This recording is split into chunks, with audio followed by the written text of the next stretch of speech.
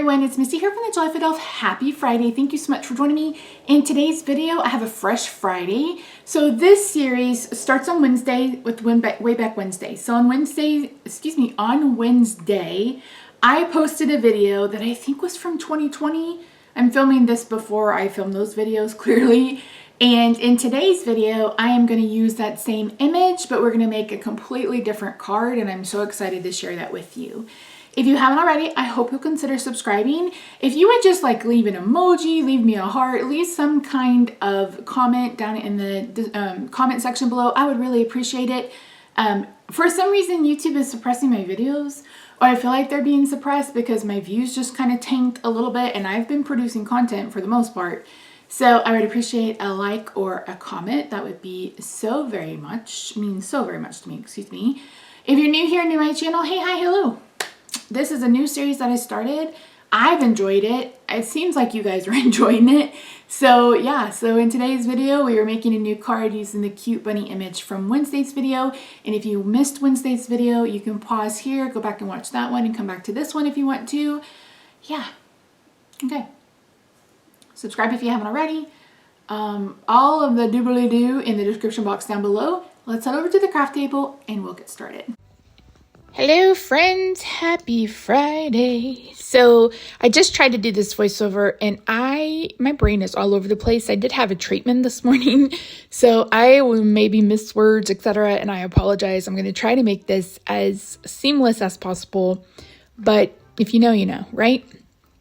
Okay, so I am coloring the image that I colored on Wednesday. This is from a coloring book, and if I'm on a Mac, so when you bring it up in preview, I put print 4 to page, and she ended up being 4 1/4 by 5 1/2 if you cut the paper in half both ways. I'm going to end up cutting her out completely, but that's how I was able to print her. Now I use a laser printer, and I use the Hammer Mill 100-pound cardstock. I've never had an inkjet well, not that I've never had an inkjet, but I've never printed using an inkjet printer to make coloring images. So if you are someone who has done that, and if you could leave that as a comment in the description, or not the, see? If you are someone who uses an inkjet printer to print your images, digital images to color, please give us the steps in the comments down below. That would be highly appreciated. Speaking of comments, my last video didn't get many views, but you guys commented like gangbusters, so thank you so much. I really do appreciate it. And thank you to those of you who watched it. I don't want you to think that I don't appreciate your views. It's just like we're suddenly in the 100s when the last couple of weeks had been at least 500. You know what I mean? It's just frustrating. But I do this because I love it. And it helps me release some stress, and I've got some stress in my life right now. I keep saying that I'm hoping that I'll have content for you till the end of September. I don't know. I'm going to have to just take it 1 week at a time. And so I have this week's video done. I have next week's video done. So you will get content through at least the end of May. But my goal is to get you all the way through at least August. So my surgery is on May 22nd or 23rd. It's probably a 12-week recovery. So that puts us like August-ish. So hopefully that's enough time.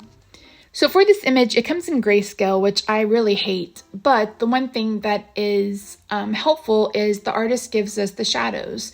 So all you have to do is take your darkest color. And here, that's E33.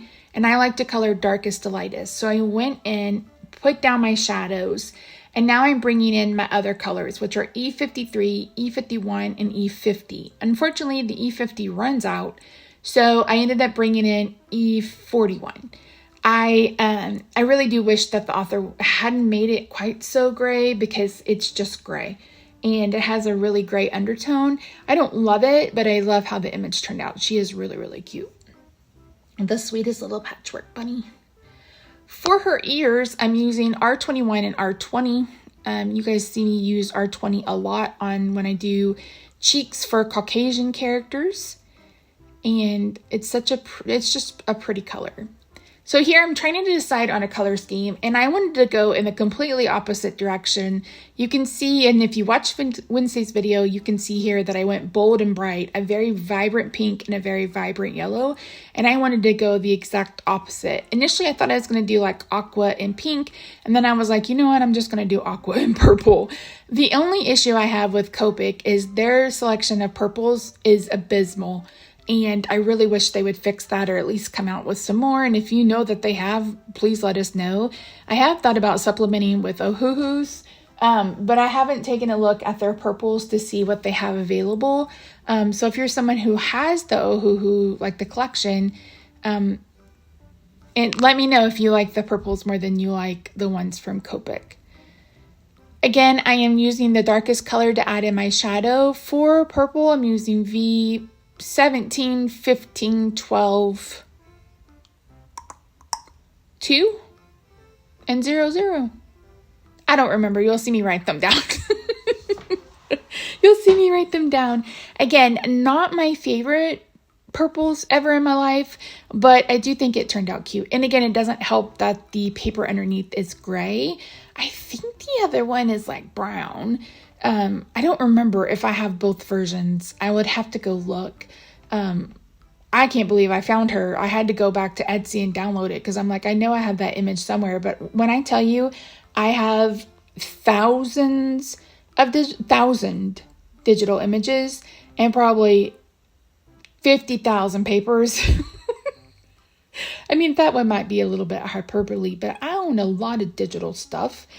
And I need to make it a priority during the holiday card series to at least add one digital every week.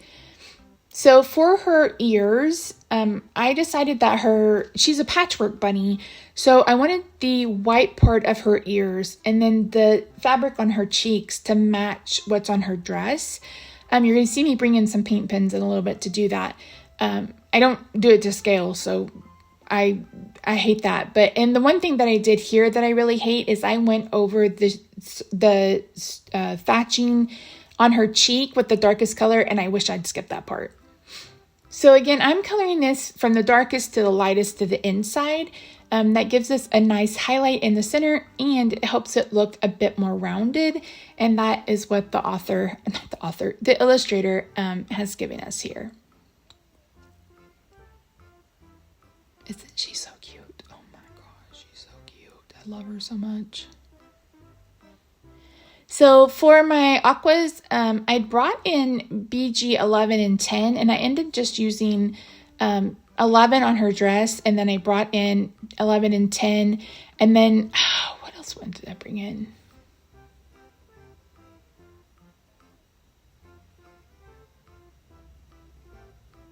I don't remember. Probably 32 if I had to guess. Anyway, for the flower, I'm starting in the center with my darkest color and then flicking out for that. For her nose, I'm using the ends. I think it's N8, 6, and 4. And I am leaving a huge highlight because the illustrator did. And yeah, so I'm going to bring in a couple of my paint pens. I'm going to bring in an aqua one, but I'm also going to bring in a purple one. And I decided that I wanted her ears to match her dress. So I am using a small circle stencil to add circles to the fabric, so to speak. This was basically a waste of time because I did the smallest circle, and literally if I had just bounced that marker up and down, I probably would have gotten the same effect. Plus, they're not to scale. The ones on her dress are huge and the ones on her ear are smaller, but I figured it could be an accent fabric rather than the exact fabric. These are the things that go through my head, you guys. These characters have lives and all sorts of things running through my head. So yeah. And then I decided to go ahead and go over those polka dots on her dress so they look the same. This pen was a perfect match. Absolutely perfect. Absolutely loved it. And I went ahead and added the ones to her cheek, and it kind of looks like she has freckles. Then I'm bringing in a purple for the center of that flower. Then I am going to bring in some scissors and I'm going to fussy cut her. I'm going to cut all the way around. I'm cutting off the B. I'm cutting off any white space. There's not going to be any white space left around her. And after that, I do that, I'm going to bring in a water-based black marker. I'm going to use the brush end coming from behind. I'm going to add color to the edges so you don't see the white core of the paper. And it gives it a much more finished look than it would if you didn't do this step. I mean, you could skip it, but it's simple, and I feel like it really does help. So my jewel fell off my Nuvo drops, but these are the, they're the palest blue, and I'm adding them to the center of her flower, the eyes, and the nose, because I wanted them to look shiny. Initially, I thought I was going to use that doodlebug, or I was going to bring in that, but I remembered this pattern paper correctly. So this plaid has every color that I'm using. So it has purple and aqua, but it also has pink and green, and I just felt like it really went. So that is my large pattern. My medium pattern I thought was going to be the one with the bows, but I decided to do just 2 patterns because technically her dress could be the middle pattern because it is a pattern. It's white and, aqua polka dots on purple fabric. So I considered bringing in those florals, but I decided against it. So I'm using a postage stamp die. I could not tell you where this die came from. I haven't had it very long, so it's probably in one of my recent hauls. I just marked where it was, like how wide it went, because this is something I love to do. You guys have seen me do this card sketch a bazillion million times. I like to take this is probably 2 inches wide, and I like to add that either to the center or to the left or the right. This time I'm adding it straight to the center, and then I'm going to add my stamp die on top of it, and I'm going to adhere that with some washi tape. That way it doesn't slip and slide around when I run it through my die cutting machine. And then I have a smaller one for this very pink polka dot. So for the card base, this is a piece of Highland Heather from, is it Highland Heather? I think it's Highland Heather, that I have scored at 5.5, and then I've cut at 4.25 by 5, I've scored it at 5.5, and I've cut it at 4.25. So it's 4.25 by 11, and of course it's scored. So I basically have 2 card pieces. Now, I put this adhesive down, and then I remembered I wanted to put ribbon, and the way that I normally adhere ribbon is on the back of the paper. So I was like, oh, shoot, Misty. Here I'm adding in a layer. I like to add in the layer on the inside for the most part, but especially if the cardstock is a little darker, because not everyone owns like a white gel pen, and sometimes black doesn't look right, etc. So yeah.